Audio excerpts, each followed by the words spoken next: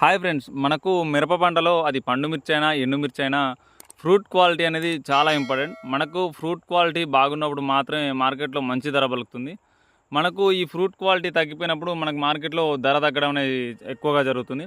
మనకు ఎటువంటి పంట సాగు చేసినా కూడా పండు మిర్చి అయినా పచ్చిమిర్చి అయినా కూడా మెయిన్గా మీ ఏరియాలో ఎలాంటి కలర్ ఉన్న కాయ, ఎలాంటి క్వాలిటీ ఉన్న కాయ అమ్ముడుపోతుందో మెయిన్గా చూసుకోండి.